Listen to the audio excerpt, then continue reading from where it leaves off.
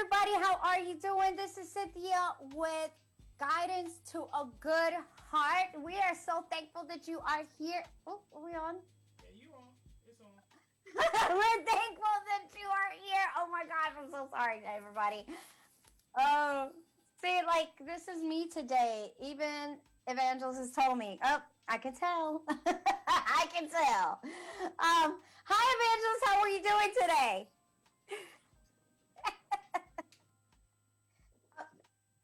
Can you hear me, Evangelist? Okay, sorry. Hello, everyone. Hello. Hi, Evangelist. How are you today?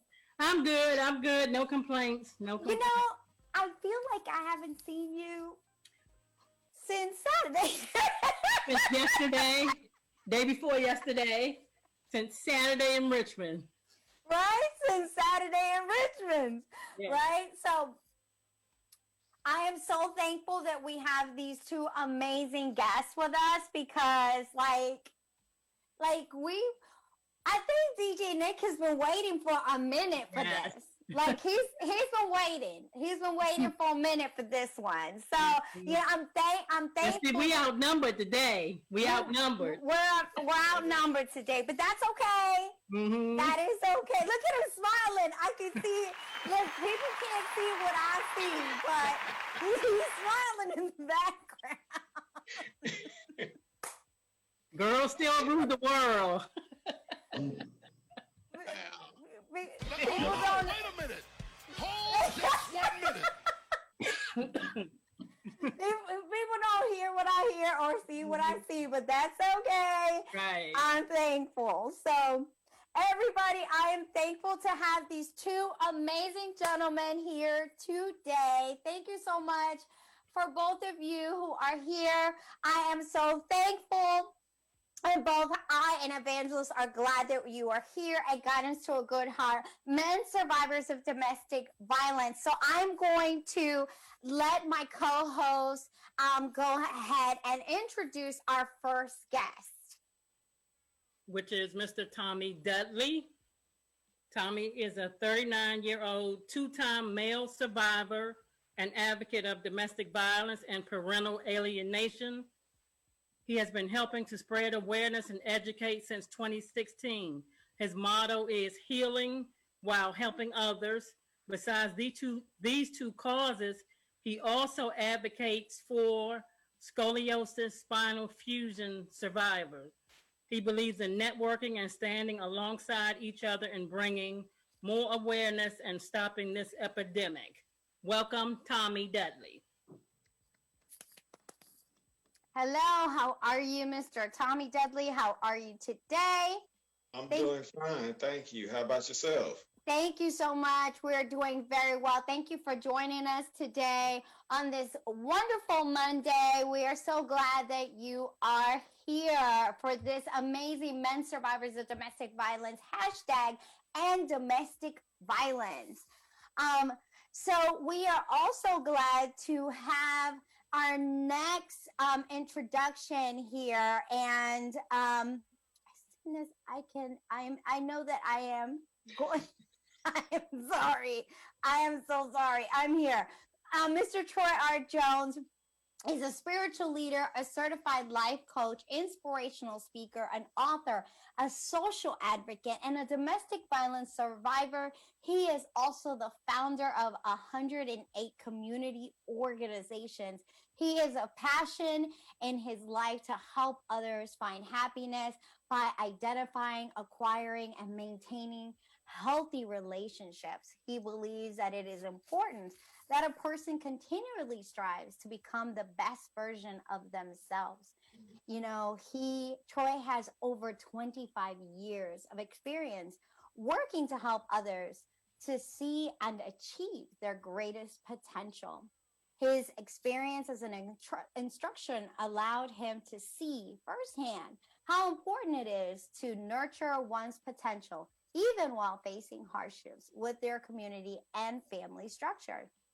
And he understands that at least 1 in 6 men have been sexually assaulted and abused. The social stigma and silence around this issue makes it difficult for males to come forward. His mission includes creating opportunities for transparent dialogue that he hopes will inspire men to seek the light instead of suffering alone the darkness. 108 community organizations offered communities various family-centered programs, a curriculum-based support by B6 men's support groups, and other resources that instill resilience to overcome life difficulties and trauma, promote growth, and strengthen communities. So we are so thankful for you to be here. Thank you so much. Thank you for having me. Welcome. So, before we begin with both of you gentlemen, I am so thankful. I want to start off by asking both of you why this domestic violence initiative to reach out to others is so important to you. What happened in your lives for you to begin a conversation is helped you to bring about a discussion and for you to outreach to other men and to young men as well, because we have to start off to understand the discussion and to essentially bring out to be influencers, because you are men of influence. So what happened in your life that maybe began for you to say, I need to be men of influence? And, if you could give us a short little bio or a short little influence or a short little something that could tell us what happened in your life that maybe helped you to become a man of influence. Okay. Tommy, would you like to go first? Oh, no, you go ahead, Brother Troy. Right. So listen, I'm going to try to make it as quick and sweet and short as possible. I decided to do it because women are crazy. Right. And I felt that someone needed to highlight the fact that they are off the chain sometime. And no, I'm kidding. It's not kind of. So what started for me is that I didn't know. I had no idea. Just like most men, the stereotypes, the social norms, happy wife, happy life, that kind of thing. Your woman is never wrong type thing. You're always the one that's messing up. If she's unhappy, it's your fault. I just lived a lifetime of that stuff. And so I was married. I was in a marriage. And when these things started happening, I had no idea. I truly had no idea. Maybe a little glimpse, like I knew that I didn't like it. I knew certain things were unfair. I knew that I was trying really hard not to make her upset and just kind of keep her happy. But it wasn't until my doctor told me I had less than a year to live. And that's when I realized that was a very silent killer. And no one knew. And so I had to reevaluate what was going on with me. And so stress will cause your body and your organs to shut down. Literally, it'll start manifesting certain things. And we wonder why men don't live extremely long. Part of the reason is because we withhold stress. There aren't many outlets. We feel that we can pull ourselves up by our bootstraps. We feel like she's just tripping. Let me go grab a drink. Let me go run. Let me go work it off. You know what? I'll just ignore it. Next thing you know, you have this massive heart attack or a mild heart attack or a stroke, and no one's the wiser. So for me, it was, I needed to acknowledge, why was I so stressed? And so that kind of led me to a support group, a divorce support group. And in that group, I realized I was still the odd man out. It was a lot of women. I don't want to talk bad about women, but I needed to talk bad about a woman.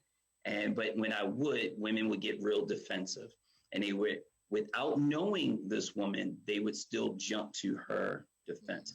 The court system automatically assumed that I was the bad guy. So I'm left alone. I'm left thinking, what do I do? And I remember having a conversation with a friend of mine. I said, I think I'm gonna start my own support group. For men to be able to just deal with this stuff, because I knew several men, if I would say 99% of my friends either had gone through it or were going through something similar in relationships. And so I figured we need a place where we can just talk and hash this out. So I hope that was short enough, not too much, but that's one of the reasons why, because I realized I had no place to go. And instead of wishing, I just created a place for me to go.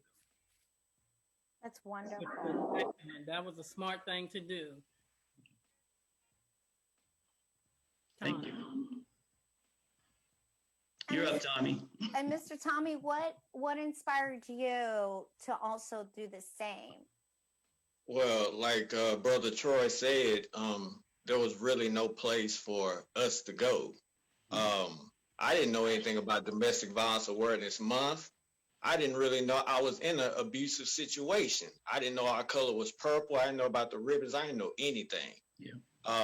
I'd been abused twice by two different women in two separate states. And I've dealt with parental alienation, where it has, caused me emotional abuse, psychological abuse. I've dealt with verbal abuse, not being able to see my daughters, but yet and still having to pay child support, being threatened by the court systems, being threatened by judges, being held in contempt, having to deal with the police officers. So that's not a safe haven. So actually what opened my eyes, I was working at the airline in the airport in Dallas, and I was working a Make-A-Wish flight. And this young man comes up to my ticket counter, him and his family, from they Make-A-Wish. He had just met Stan Lee in person in Dallas. So that was his wish. He had an organization called Jacob's Heart Story. I had no idea about it. So I said, I want to follow you. He was 14 years old at the time. And he was out advocating for CHD heart awareness. He has a coercion of his heart to where he has like a hole in it, and he has some issues with that. So, they don't expect him to, live that long. So, like I said, he was 14 on the Make-A-Wish flight. And I reached out to him and his mom, Jacob and Janet Burris up in Eugene, Oregon. I said, I've been in abusive relationships. I said, I want to advocate for men. Mm. Jacob, at 14 years old, that brave to step out here and do what he's doing. I said, why can't I be a man and come out here and speak my piece and speak on behalf of other men? I have scoliosis. I have spinal fusion. I have things to say that can help somebody else come out and say what needs to be said. So him and his mom gave me the okay. They were like, we stand behind you. We believe you. We so proud of you. So 2016, I started talking. And from then on, I faced ridicule, from survivor sisters. I faced ridicule from young ladies, just like Brother Troy said, even from telling my homeboys and from telling people I went to school with. But yet and still, the strength that he had to do that at 14 let me know me at 39, I need to say something. So that was my inspiration behind coming forward and making sure that men had a place to say, hey, we dealing with it too, and we're not trying to take y'all limelight. What we trying to do is stand alongside you and tell you we know what you're going through. We bleed like you bleed. We bruise like you bruise. We get cut like you get cut, and we just need to stand and, like I said, deal with this epidemic. And I'm glad that you're doing that, because I think that what women do not, or anybody doesn't seem to understand is, and I want to give a short statistic before we even go any further, because like Evangelist knows, and a lot of people know about me, is I'm a person of statistics. She knows this about me, and a lot of people know this about me. So what I want to say is that the APA has noted, and it's been reported also in the Domestic Violence Male Perspective, and also the APA, that about 2 in 5 of all victims of domestic violence are men. And contradicting the widespread impression is that women who are left battered and bruised, most reportedly, most of them have been male. And men assaulted by their partners are often ignored by police and they see their attacker go free, and far fewer refuge to flee than women. And that's a case study that many, are marginalized. And so that case study has said that, many men are not viewed as a, domestic violence victim. It shows that men make up about 40% of domestic violence victims each year. And so, those figures do go up each year, but unfortunately, they suffer silently and they really don't get looked at, each year. And so, my information is, how can we within our society, really bring out, how can we open up this conversation within our society so that we can open up this line of communication within our men so that we can break the mold within other men. How can we do this? Because you guys are leaders in yourselves, right? So how can we break the mold? How can we break the ceiling and say, hey, men, we're leaders, but how can we do this? Because like I said, 40% are silence. And I'm sure that number is much higher, right, Evangelist? Mhm. It's probably much higher. It's probably way, Not probably. higher than that. It But- is. But Tommy said something that's key, and I think it starts with, and this goes for men and women. He said he has something to say. When you get to that point in place where you're like, okay, I've been through this, I've been healed, I need to share my story, and you start talking, that's what's going to get to the next point. And them being here today is a major step. I have gotten several messages inbox today about you all coming forward. So people are watching. People have been like waiting for this. One lady said, this is what we needed to hear. So people have been waiting for some men to step up. And it doesn't make you less of a man because you've been domestically abused. It does not. It doesn't change who you are, how you were born, or any of that stuff. It's something that happens the same as it happens to us women all the time. It happens to men too, but they just don't talk about it. Some are too macho, some their ego is in the way. But when you feel like what you have been through is going to help somebody else, you have to get to that place where you say, you know what? I don't care what they say about me. I don't care who's not going to believe me. I'm going to tell my side of the story, however many times I can tell it. They're going to keep hearing it until it continues to help people. And that's how I feel about it. You, of course, I was ashamed at first. I didn't want people to know I was abused and all that kind of stuff because it's nobody's business. But you know what? It is somebody's business because somebody needs to know when I was that single mother with 4 kids struggling and they're doing the same thing right now, you're going to be okay. You're going to come out of it. It may be hard, but you can come out of it. But you have to get to that place where you say, you know what? I love me. I love my kids. And this is not the life for me. You have to make a choice. You have to want it. You have to want better for yourself. The same way, Troy, you said you needed somewhere to go to talk. You created that environment. You created that. Tommy as well. He said he had something to say, so he did something to a place where he could start saying something. That's where it starts, right here where you two are. Yes. If you want to join the show, you can call in at 1-855-493-6499. We ask that anybody who would like to call on in, please do not forget you can call the show at 1-855-493-6499. I'm sorry, I didn't mean to interrupt you. Go ahead. No, I wanted to say that, well, thank you for bringing up that point. And the way we change it, that's a loaded question, right? Because the way we change that is actually women have to change their perspective. And so my question to every woman that's watching, including the two that are here, how far are you willing to go?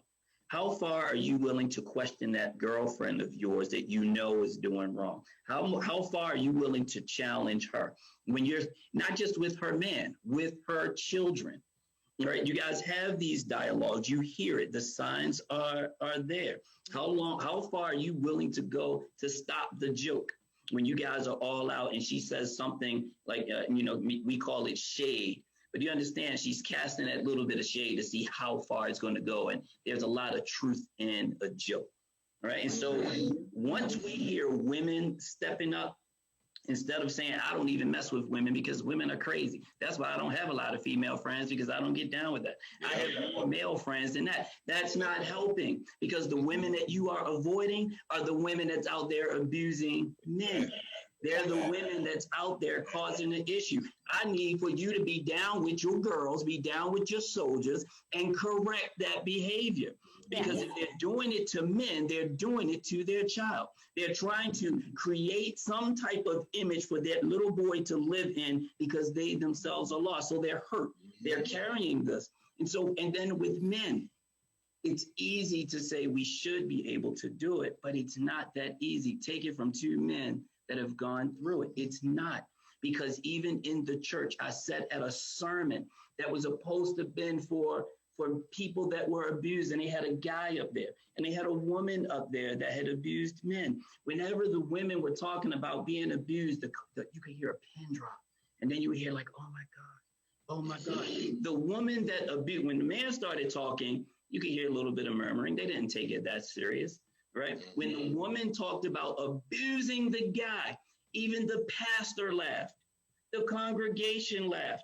I was sitting in the audience. I went there contemplating on, I say anything.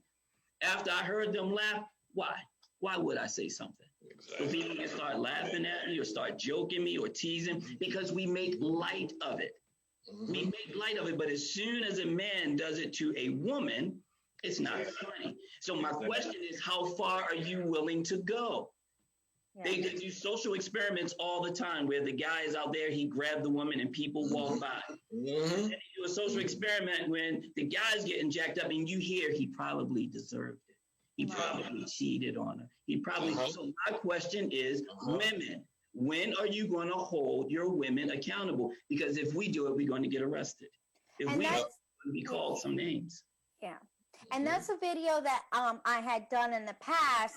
I had said, remember that your young, the men who we defend on these videos who are being domestically abused, remember they were one time or another, they were a young boy. Your young men who you were defending were one time a little boy. And so be thankful that one day, if you're making a video or if you're saying something about domestic violence to men or something of that nature, remember that if you are saying that, you are defending someone who at one time or another, you're saying, man, I am thankful for this woman who is standing up for my nephew, for my, for my sons. I'm thankful that there is a woman out there who is at least standing up for my nephews, for my sons, for somebody. And I'm thankful that she is having a narrative to be able to stand up for him, because there's some women who will say, I won't stand up for a man or whatever. Not to say, because I have always said this before, that's not to say that there are some men who do need help and there is mental abuse, yes. But that is not to say that there are some men who desperately need help. There's desperation out there, just like I said, 40+%. And if you don't stand up for them, then there's no one that's going to stand up for them, No one will stand up for them.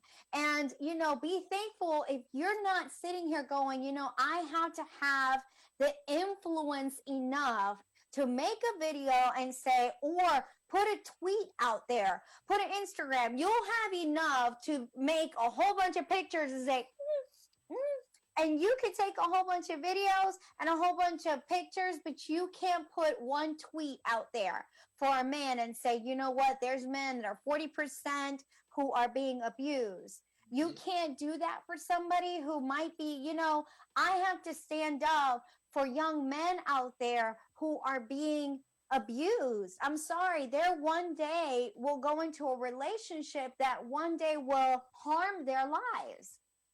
And, there's been men who have been killed because they thought they were with a crazy woman. And that crazy woman was actually abusing them. It was not crazy, it was abuse. If we thought that of a man to a woman, it was abuse. But if we thought that of a woman to a man, they say it was crazy. No, it was abuse. Now, if the roles were reversed, they would say, oh, she was just a crazy woman who had psychopathic tendencies. No, it was abuse always to begin with. And it turned into death, and it turned into, murder 1, murder 2. Sorry. We have to start using verbiage properly because we need to make sure that we are utilizing the proper verbiage for both men and women. We have to defend both genders. Right. And as Troy said, I'm willing, I am would be willing to say something to the woman as well as the man, because I don't look at it one-sided. I have 3 sons, and 2 of my sons have been domestically abused by their children's mother. So I don't take it lightly. I don't take sides because I'm a woman and it's happened to me. I don't take it lightly like that. Like I try to, but it also goes back to education.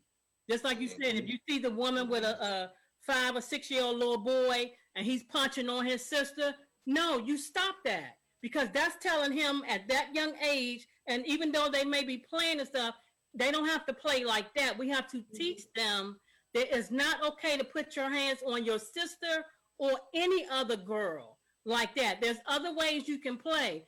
But see, when you allow certain things, like I don't care for guns. I don't care if it's a water gun, if it's a gun that has candy in it, I don't want it in my house, around me, playing with it or whatever, because to me, it's still a gun. They're still saying, well, you can't have a big gun, but you can have this little gun, and that's okay. See, we sending a mixed message. So we have to stop, or they've been taught if the little boy's hitting on the little girl while they're on the playground, that's because she likes him. So in this little girl's mind, if when she meet boys, if they're not hitting on her, they don't like her. So she's expecting to be hit. She's looking for that. That's going to tell her that he's paying her some attention, which is totally wrong. Evangelist, you're absolutely right. But some of the things that men get at a little age is that, right, little girls hear that. But what little boys hear is, if you get hit, you better not hit her. But they never teach us how to defend from that. Right. Most men know how to defend themselves physically, but not emotionally. Right. So we get our butt whipped in the real world because we don't know. When a little boy hear his mother chastising his father or correcting his father all the time, or putting him down, or saying things, your father don't know what he's talking about, or just little things that we take for granted, understand she's planting a seed that as a guy, you don't really know how to lead a family. You need a woman to help you and structure you. And that's not true. So when you don't save men, you lose your family, you lose your community, you lose that protection that you so desperately want. I agree with you 100. I agree. It has to be taught on both sides. It's not Absolutely. one-sided. It's not one-sided. It's not. Yeah. It's not. And I agree. And and let's segue into something. How do we start? Because you were talking about being able to be responsible to help to correct a teaching program or teaching our men, or teaching our young men or our boys to help them. So how do we do a mentorship program or an education program or something in which it will educate our young boys or our kids or even our young girls too? Because sometimes even educating our girls, even combination with our boys, so that they can understand that, respect can go both ways. So how to start a mentorship program that way, respect and being an influence to understand this is because we already know my body is my body, but how do we start a mentorship program to influence and create an atmosphere, of that? I'm gonna get out of the ring and tag my main man Tommy in. Go ahead, Tommy. You got Thank you, it. Tommy. Thank you, Tommy. Yes, yes. Hey, I feel like as far as educating, I think it needs to be part of the curriculum in schools. Something needs to be taught as far as like teen dating, violence. They need to have a class the same way when I was in fifth grade, they came out with the sex education class. They need to get us all in there, talk about, I know it's a cliche. They say, keep your hands to yourself, but it's the truth. Yeah. Boys need to keep their hands to themselves as much as girls need to keep their hands to themselves. It shouldn't be a bias there. It shouldn't be that stigma. So make sure that you get in there, educate them on that and what's going on in life, because they're going through these different steps of life. They might be seeing it at home as well, like I saw when I was growing up. So let us know what our avenues are. Let us know what it looks like. Like I said, get that curriculum going in the schools. After school programs, the community centers, what have you, so that, these young people can be educated on what it looks like from a child as well as up to an adult. So once they see them red flags or they see it going on with someone else, they know what to do. They know how to communicate that. The young men know how to say, I can get help, just like the women can say, I can get help, or they can help each other. That's my whole thing. We need to come together as one, because we're not too much different. Yeah, you're a woman, I'm a man, but at the same time, we all hurt, we all feel the same, we all bleed the same way. Yeah. So just educate together. Yeah. You hurting them, Tommy. You hurting them. Hey, Troy, you That's the good. ring That's master, good. man. That's good. Look, right now. And no, hey, Tommy, I agree, man. That and my men's support group, and so it's curriculum based, right? So we're not just sitting there. We can vent. When the guys come, it's done virtually now. But when the guys come in, I don't ask them what they do for a living because I don't care. Barack Obama and Donald Trump can show up. I don't care. I want to talk to you like a man and treat you like a man, and we're going to get to the bottom of it. Because I truly know, it's not even a belief. I know that if we save the men, we save everything else. Yep. We're going to save our women. We're going to save our marriages. We're going to save our children. We're going to save our community. Isolate them and keeping them out, and they're always the monster. We're not winning. Yeah, turn it And down. so take the ball is in your court, run with it. If you're a teacher, do what Tommy said, go in your school and create a curriculum. They won't let you do it in the school, do it after school. Let the parents sign up and get free classes. My church leaders, which by the way, I was just named pastor-elect in August, right? So, amen. But for all of my church leaders, have the classes in church. You just don't need to attend Bible study on Wednesdays or Saturdays or Sundays. You're in the community. Create the classes so they can come and learn. It's a safe environment, and you can do it for free. Isn't that what we fast for? Isn't that what God says, to break the yoke off of the necks? Isn't that a yoke? Isn't domestic violence? Come on. Yeah. Something that's on your shoulders that's causing us to be controlled, right? And so if we're going to do the work of the Lord, then we need to go ahead and break it. Pastors, ministers, deacons, elders, get in there. Okay, say the church won't let you do it. You have a home, you go outside, you got a street corner, you got a car. Okay. No reason why you have a voice to go ahead and start educating these young people. I don't care if it's just one person. If it's just one person, talk to that person as if you got 1 million people in your congregation and get the work done. I always say, if it's one, if it's one. If it's one. That's it. Then when that one go to one, that's two. and so That's right. on and so on. That's right. That's But, right. but that's where we have to start. We have Yes, to start by saying something. That's That's right. that's the first step. That's the first step. Amen. Amen. Yes. Amen. Yes. Yeah. And that's good because, you know, sometimes I feel like, you know, we can't, these are things that we keep out of the church walls. And these are things that we feel that we cannot discuss within our church community. And sometimes it's very kept hush hush, you know, within our church construct, because of our biblical, you know, principles. Right. Everyone's afraid the pastor's going to say, get a divorce. And everyone's afraid the pastor's going to say, stay with that man or stay with that woman, because no one really knows how to address it. When the truth is, God wants you to love them. It doesn't matter. There's 3 in that relationship. You don't have to tell them to stay together. You don't have to tell them divorce.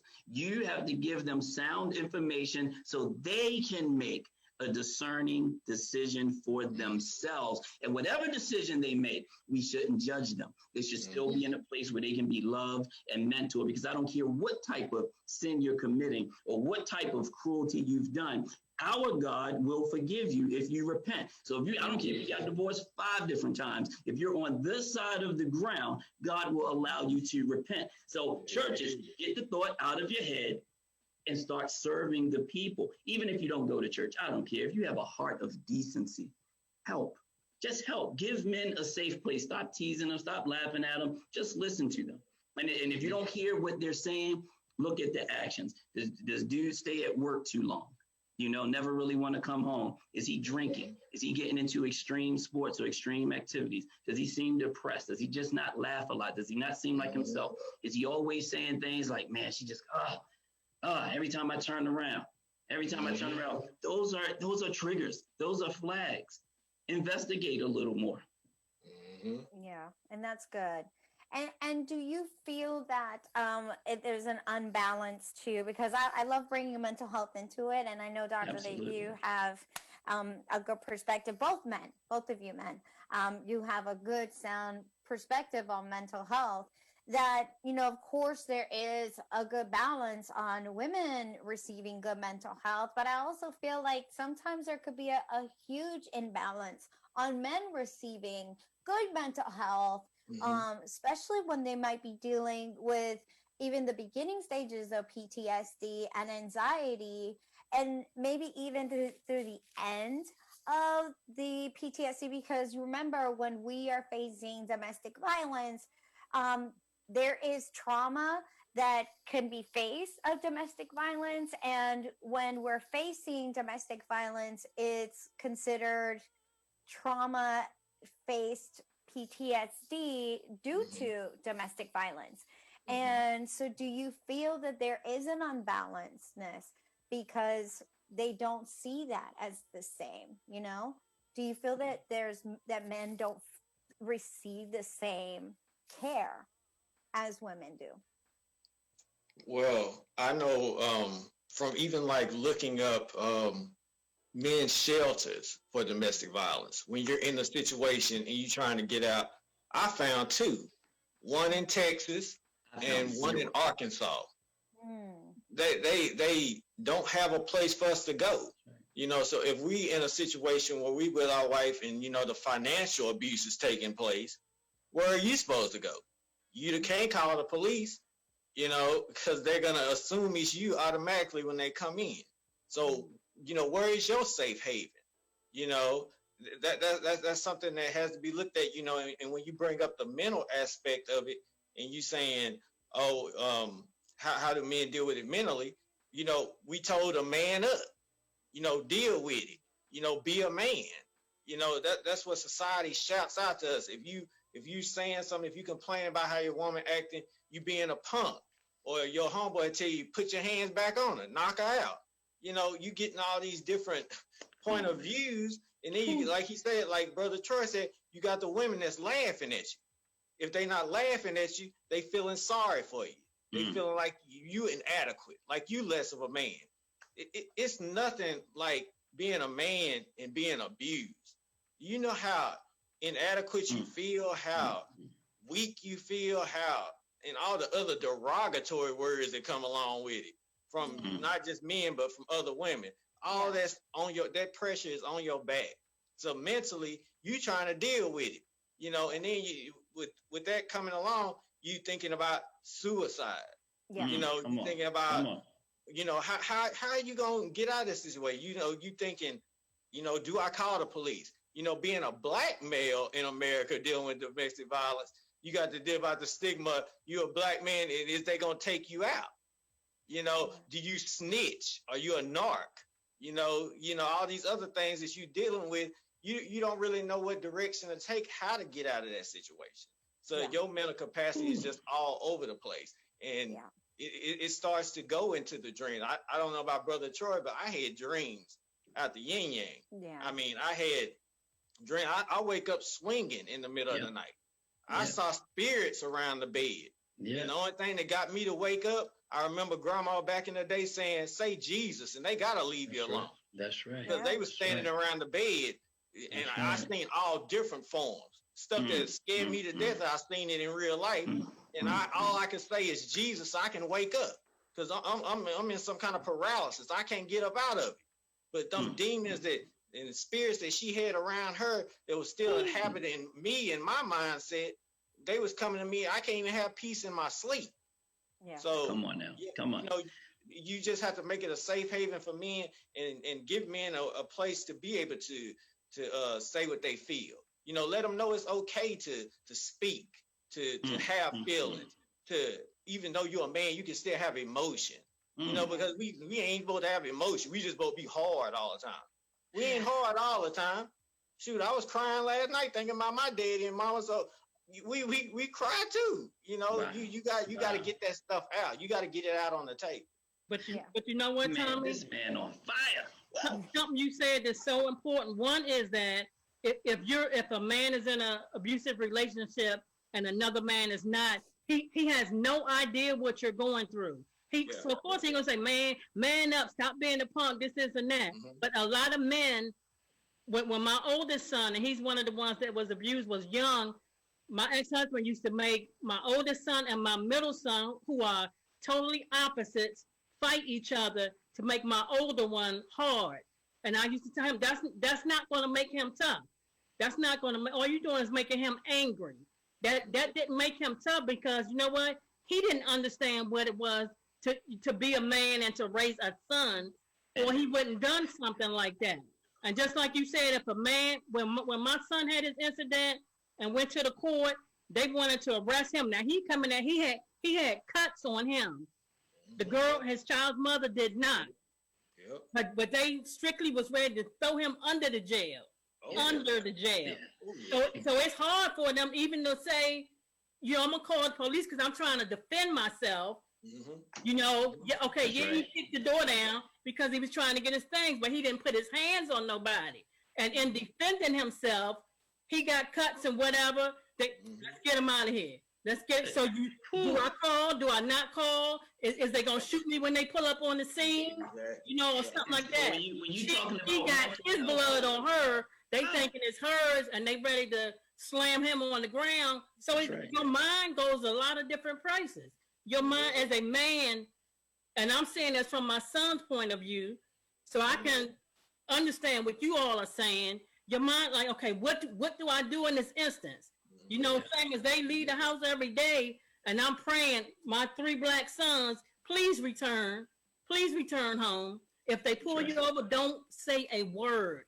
It ain't got nothing to do with you being weak or you a punk or none of that. It's about you living to see the next day. Evangelist, you say that, but understand, it is ingrained in us. It is ingrained. It is in our DNA to be a provider, to be a protector. You don't get to be a protector without having some level of aggression. It is in our DNA. To say that we can't have it, so I got to be a punk, right? It's just that we don't know how to harvest it all the time. Right. Men, you got to hug those little boys. right? Now, I had a stigma that I thought if I hug my son too much and kiss him too much, he's going to grow up to be gay or he's going to grow up to be weak. And he's not. It took the power of the Holy Spirit to change me and understand that just teaches him to be compassionate. Right. I'm not, you're never going to And hear loving. me tell my son, you better not hit a woman. I'll say no one should put their hands on anyone. But who am I to say you do not need to defend yourself at the point when you think you need to defend yourself? If I'm going to tell you to beat a man, I'm going to tell you to beat a woman, not in the sense of beating your wife to try to get a point across, but you're not a punching bag, nor are they. The whole idea is not to fight, not to get, but am I supposed to tell my son that she got a pan? You walk away from that? Yes, you do. But if you're in the corner, you need to get her off. If you need to get him off. Right. It's just real life, guys, period. Right. You look at these women in the martial arts. I trained, as a matter of fact, MMA is my thing. My wife now is a fighter. I met her fighting when she caught me with an overhand right. It was just sparring, people. It was just sparring. That was it. It was a violent situation. But I know that my wife can defend herself as she should. Right. And so I've never put my hands on a woman, and I don't advocate for it, nor do I advocate for women to put their hands on a man. Right. But you have to protect yourself. Right. Emotionally. Yeah. We have to look for those things. You asked a question about mental health. When you don't have anywhere to go and society doesn't readily support you, yeah, you're going to feel crazy.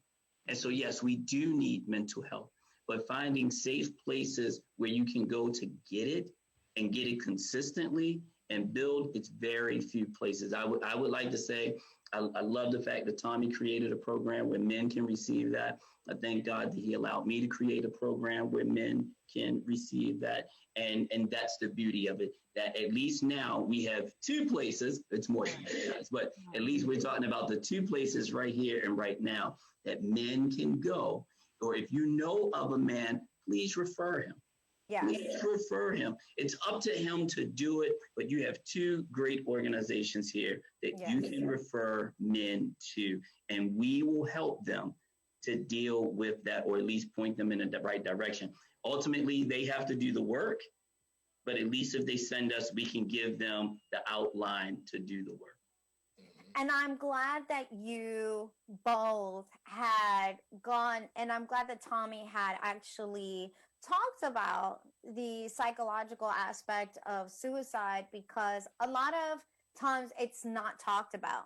You know, a lot of times it's not talked about that 74% of men and 75% of that, about 74%, if not more, of men are being aggressively, psychologically, abused by women. There's about 75% of women in a survey done by the NCBI that 75% in this survey were reported they committed at least one psychologically aggressive. Now, when it says aggressive, it means very harsh, aggressive maltreatment of women. It was 75% of women in the survey reported that they committed at least one psychological aggressive behavior against their partner in one given year. And that was done by Stratford and Sweet in 1992. And when it means psychological maltreatment, it means a very aggressive treatment. And, when it's 75%, that's a very high number. And so when a man is being treated so aggressive, of course, it means that a man can consider, man, I want to get out of this. And the first thing they think of is, I want out. I want so out that I want to take my life. And so many women will say the same thing. I want out. And the first out that they think of is, I want my life gone. I want to take my own life, so much so that they won't consider their children. But we never hear about men doing the same thing. And yes, there's been many men who have done that too. They have taken their lives. And so a lot of times we hear about men committing suicide, but we never hear why. And so we don't understand the why. And many times it could be because they have been psychologically, there could be a psychological aggression to that, or coercion control, or they could have been injured some way, or there could have been a prevalence rate to violence in the home, or some kind of mental issue, or stalking problem, or sexual coercion, or physical aggression. And if that is the case, then we don't seem to understand the physical aspect of it. And so I'm glad that Tommy did go into it. And I'm glad that, you, Troy, had gone into that. You two now have, those issues of being able to say, we have that, that talked about, Absolutely. discussion of saying we are now two available, opportunities here for Organizations, yeah. men. Yes. So what I want to do is be able to talk about, is there anything that you guys, before we wrap up and, this conversation, because it was such an amazing conversation with both of you, I would like to give you guys a small little opportunity to let us know, is there anything you guys are doing for the rest of October, anything for November or December for any men's activities? Also, we'd love to know about your books. And also, if you could let us know about your websites and where they can find you guys, So, Tommy, if you can let us know, what are you doing for October and November and December? And also, any books, or where can they find you? Well, I do have a couple of speaking events coming up. Since COVID, it's all online now. I used to fly out to the events and speak on the panels. I think I have about 3 coming up. I will post those on my Facebook page. It's under Tommy Dudley II, as well as on my organization page, Pass for Gentlemen, Domestic Violence Overcomers. You can find it on my Instagram as well, Texas T Networks. I put it on LinkedIn. I put it on Snapchat. It's on WhatsApp as well. So wherever you follow me, it's going to be on there. So pretty much I'm trying to speak out for that. Also trying to promote a little bit more of parental alienation and suicide awareness, because I did have a friend who's in a similar situation as me, not able to see his children, and he committed suicide in August. So that is a touchy subject for me. So I'm trying to make sure that women and men know about parental alienation, and that the child is being used as a pawn with the court systems, and against the male or the female, and that is causing a high suicide rate. So that's something I'm definitely talking about, speaking on, as well as my scoliosis awareness for people who are dealing with that issue as well. Wonderful. That's great. I'm excited about that. And if you send me guys your link, I will be posting that on our Facebook page. Okay. That way everyone can find your websites. And Mr. Troy, let me know, is there anything that you guys are doing in October, November, December? Yes, also, let me know about your book and your website. So we have a weekly men's support group that I would love for men to become a member. We have 3 different, you can join for free. You can just take the 8-week courses, or you can go ahead and become an annual member. And with that membership, man, we go fishing, we go hiking, we do a lot of different fun activities exclusively for men. We have a Returning the King to His Throne annual event. It's all out for men. It's laid out. It's food. It's music. It's men speakers. It's vendors. You name it. It's always the day before Father's Day. So it's like the biggest party for Father's Day that you can attend. And all we do is celebrate men, speak highly of men. We talk about some of the domestic type things and how to avoid it, but we celebrate men the way men are supposed to be celebrated. And then after that, we go to a 5-day retreat in Denver. So all this comes with your annual membership. 5-day retreat is a spiritual retreat, but we have men, and then we have a rites of passage for men. What? Say it again. A rites of passage for men. So go through that. Oh, wait a minute.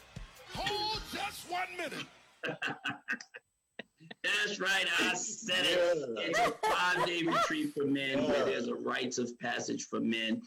And we prepare for that for our members all year long. So if you want to become a member, if you want to be down with that, because after the membership and even during, all we do is tell you how to get back out there and help. We give you the information. We make sure that we harness that information inside of you so you can go out and help other brothers. So I love the concept of that. I thank the Lord for that. The other thing is that, yes, I do have 3 books. 2 more will be coming out next year. So the first one I did with the evangelist right there, called The Relentless Pursuit. So I'm a co-author in that book. And that my portion in that book leads you, when you read that, you get a little taste of the Forbidden Journal. Now, that's exclusively my book of what it's like to go through a relationship when it's abusive, but not physical, right? So you can read that. Then my third book is called Wounds to Wisdom. That book gives you a little sample of the Forbidden Journal too, because the Forbidden Journal, it just got worse after that. And then the other book that's coming out next year is a co-authored book for men. That's right, I said it, a co-authored book for men, celebrating healthy relationships. So 12 men that have gone through and have overcome are now in healthy relationships. And the title of that book is, wait for it, Men Are Sexier When They're Transparent. So I am delivered. that's what we got going on over here, 108 Organization. You can find us at 108organization.org or go on Facebook and like and follow us at 108 Organization. Yes, I am a speaker. So if you ever need me to speak, I am open to that. Just contact me by any of those, 108organization.org or 108 Organization on Facebook. Awesome. I'm excited because I did put your link on there. Mr. Tommy, when I get your link, I will make sure to put it on there for you, and I'll make sure to get that link and post it on our Facebook, and I will also get all the information for your events and make sure that I will also put it at Guidance to a Good Heart and all of our other pages. So it was so nice talking to you guys. Listen, it was a conversation. I loved it. Evangelist, wasn't it refreshing? This was really good. It was refreshing. Men were watching, trust me. It was a lot of men. We got a lot of response. It was a lot of good men that were watching, that were also saying things. I want to make sure that I, get shout outs. Thank you, Sharita, for, all the conversations. Thank you also, Willie Green, for giving us that response that you were also a survivor of domestic violence. I appreciate that. Thank you, Dr. Minerva Diaz. I appreciate that. Thank you, Dr. Charlene Mullins, for telling us this is great for sure. Men have a voice as well dealing with domestic violence. And I appreciate that as well. And I surely love to hear that and love to hear all these comments and love to see a lot of men continue coming in. Mark Perez and all of these other men, Alexandria and Bill Duaz and all of these other men, Gary and everyone. Thank you so much for all of you coming in, Charles and everyone. Thank you so much for continuing to come in and listening to these awesome men. Do not forget to go to their individual websites and just key into them. If you have a question, if you know that you are domestically abused yourself, please go talk to them individually. Go messenger them. I can talk to them. Messenger them. And ask them questions. They love to hear from you, I'm sure, and they would love to talk to you. They love to speak out. If you need to have a speaking engagement, or if you need someone for a speaking engagement, I'm sure they would love to be there as men for that speaking engagement. Absolutely. And we can we can tag team and do a speaking engagement, man. We can tag each other in. Get him, Tommy. Get him. Get him. Tommy, get him. Off the top rope, I'm in there. Tag team. So again, thank you so much for coming in with Guidance Thank to you, a Good guys. Heart. Thank you so, for having us. like I always say, thank you, gentlemen. Like I always say, with Guidance to a Good Heart, you are beautiful. You are lovely. Thank you, Evangelist. Thank you. Like I always say, you are beautiful, and God loves you. Thank you. Thank you. Bye, guys. Bye, guys.